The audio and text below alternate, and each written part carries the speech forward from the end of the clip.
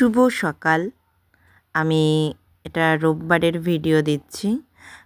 মাঝখানে দুদিন আমি দিইনি। সকালবেলায় পুজো দেওয়া কমপ্লিট, তারপরে চা নিয়ে বসলাম।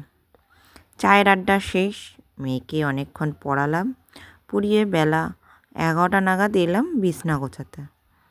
রান্নাবান্না নেই যেহেতু, মেয়েকে আগে পড়িয়ে ঠরিয়ে নিয়েছি, তারপরে যে বিছনা গোছাতে এসছি। আজ রোববার, আজকেই আমি বিছনার চাদরটা পাল্টে নিলাম। কারণ হচ্ছে কালকে আমি থাকবো না, কাল একটু বাপের বাড়ি যাব। কেননা কালকে হচ্ছে তোমার উল্টো রথ, সোমবার উল্টো রথ পড়েছে, তাই যাব। ওই জন্য আজকে এই বিছনার চাদর পেতে এগুলো কেচে টেচে রাখবো আমার সুবিধার্থে। মেয়ে ওদিকে বসে বসে টিভি দেখছে, আর আমি এদিকে বিছনা গোছাচ্ছি। বিছনার চাদর পাল্টানো, বালিশের রোয়ার সবই তো করতে হয়।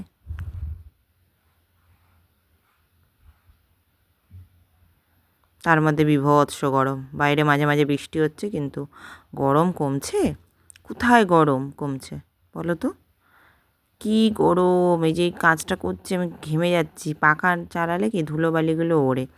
আর বিছনার চাদর তুমি যত রোজই তুমি ঝাড়ো, দেখবে কত ধুলোবালি। তোষক নাড়া দাও, কত ধুলোবালি।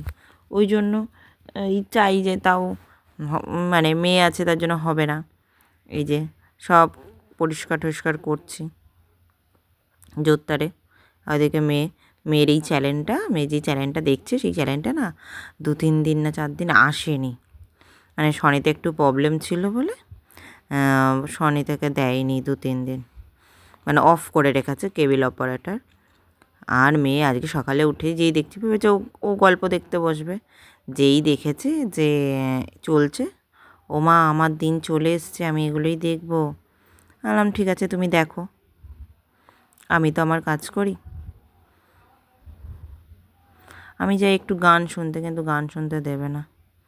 এই দেখো, এই বালিশের ওয়ারটা ছেঁড়া দেখালাম না, এটা আমার বিয়ের সময়কার। বিয়ের সময়কার মানে বউ ভাতের দিন সকালবেলা ওর বাবা নিয়ে এসেছিলো।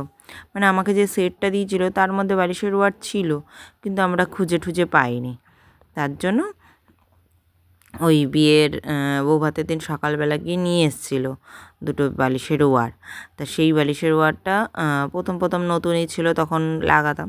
তারপরে যেই পুরনো হয়ে গেল 2টো করে কভার পরাতাম, ওইটা পরিয়েই রাখতাম, ওপর দিয়ে আবার একটা করে কভার পরাতাম। বিছনা গোছানো কমপ্লিট, ঘর পরিষ্কার করে মেয়েকে স্নান টান করে রেডি রেখে গেছিলাম ছাদে। এই যে অনেক জামা কাপড়ও আজকে কেচেছি, সব শুকিয়ে গেছে, নিয়ে এসেছি। নিয়ে এসে আনছি না ভাজ করি। মেয়ে বললো পরে ভাত খাবো। ও টিভি দেখছে, আমাকে তো কাজ করতেই হবে বলো তো। সারাদিনে কাজের কোনো শেষ নেই।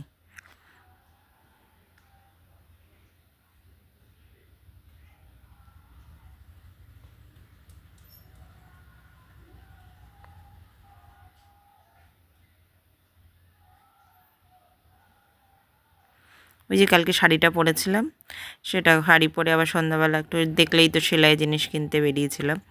তো একবার পরেছে যখন আর খুলিনি, তো আমি ভাবলাম জল ধোয়া তো করেই নেওয়া যায়, ধুয়ে আবার ভালো করে গুছিয়ে রেখে দিই।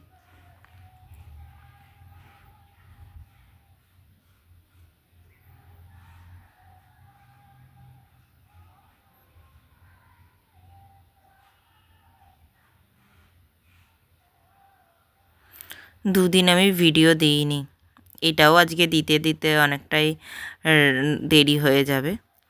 সকাল থেকে প্রচুর কাজ, এখনও কাজের শেষ হচ্ছে না।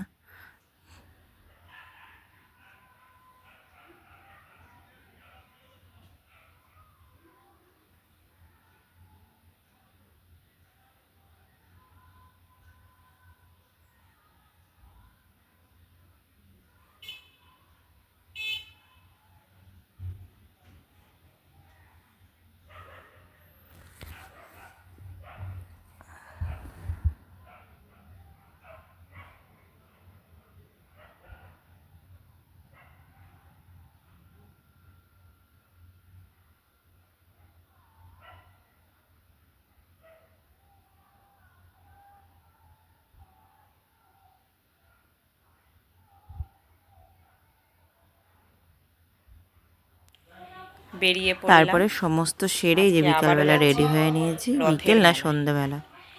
আজকেও যাচ্ছি কল্যাণীতে, রথের মেলায় যাব। কল্যাণীতে গিয়ে একটুখানি মেলা বসেছে, ওর বাবা বললো চলো মেলায় নিয়ে যাই।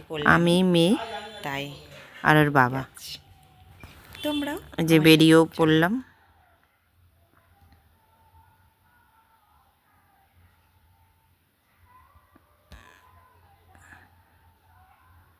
এই পাশটা হচ্ছে কাঁচরাপাড়া, মানে বাগমোড় এইটাকে বলে জায়গাটা। ও পাশটায় চলে গেলে কাঁচরাপাড়া স্টেশন থেকে শুরু করে সব।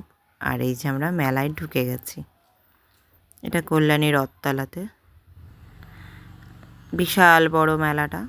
এটাও মানে এসে খুব ভালো লাগলো। এখানে ফুচকা খেয়েছি আমি ফুচকা খেয়েছি কারণ হচ্ছে এখানে পাশেই ফুচকা পাড়া আছে। তো এখানে এসে যদি আমি ফুচকা না খাই তো আমি মিস করব। তা আমি ফুচকা খেয়েছি, মেয়ে খেয়েছে আইসক্রিম। এই দেখো তোমাদেরকে দেখাই, এটা হচ্ছে একটা মন্দির। এখানেই জগন্নাথ, বলরাম, সুভদ্রা বলে থাকে। আমি তো ওপরে উঠিনি কারণ আমি দেখতে পাইনি এটা কিসের মন্দির। আমি মনে হচ্ছে কালী মন্দির, কিন্তু ওখানে অ্যানাউন্স করছে এখানেই নাকি জগন্নাথ বলরামরা থাকে, ওই জন্য আমরা উঠিনি। কারণ আমাদেরকে আলো সুচ বলে আমি মন্দিরের ভেতরে যাইনি, জাস্ট ভেতরটায় জাস্ট এমনি মাঠটায় ঢুকে দাঁড়িয়েছিলাম।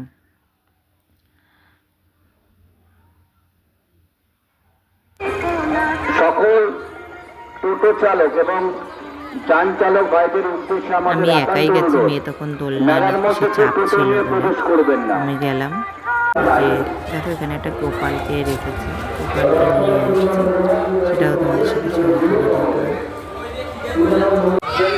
এই যে মেয়েটাই চাপছিল বলে ওর বাবা বললো তুমি ঘুরে আসো, আমি কি চাপিয়েই দিই। তারপরে যে খেলনা টেলনা কিনতে গেছে, কিছুই পছন্দ হচ্ছিল না। লাস্টে ওর বাবা একটা ওকে পার্স কিনে দিয়েছে, ভ্যারাইটিস পার্স ছিল, বিভৎস দাম। আমি একটা ব্যাগ কিনতে চেয়েছিলাম ওর জন্য, সেটা বলছে 100 টাকা। বিভৎস গরম, তার মধ্যে মেয়ে পড়লো মেহেন্দি। আমি ওর বাবা লাস্টে জিলাপি বাদাম কিনলো। এই যে বাড়ির পথে রওনা দিয়ে দিলাম, তিনজনে একটা ছবি তুলে নিলাম।